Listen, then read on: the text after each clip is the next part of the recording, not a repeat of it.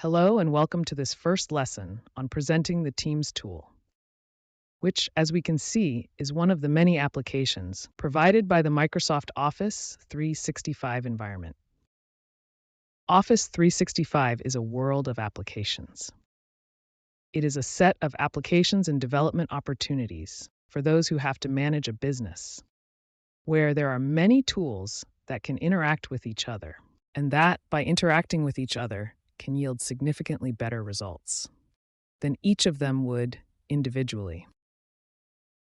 To give a few examples, we can go see how some of these applications, individually taken and fulfilling only a specific function, and how integrated with other Office 365 applications, can yield results, as I mentioned earlier, significantly superior.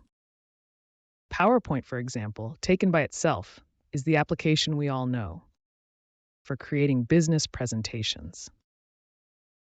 Excel is the application for creating a presentation of calculations, thus for performing even very complex calculations. OneDrive is the storage space. Access is another tool for data management in a more sophisticated manner compared to Excel. Here are these applications taken individually. They present these functions, but integrated with other applications. They provide, as we said, superior results. Because if, for example, a PowerPoint file is inserted into OneDrive, it can be shared with other users.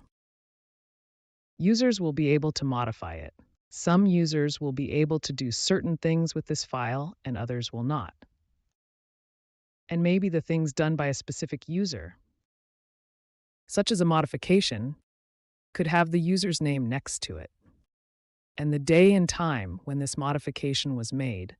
Then the PowerPoint file will be automatically saved in the previous version in order to be able to recover it even after making a modification. And thus, the PowerPoint file, once shared in Teams, can become the heritage of the entire discussion, not only as an attachment to a message, but also in the list of files, as we will see next in Teams. Here is a small preview of what all these applications combine together. The goal of Teams, which is one and only, the communication between a group of people. The characteristic of Teams is precisely to be a totalizing entity of communication,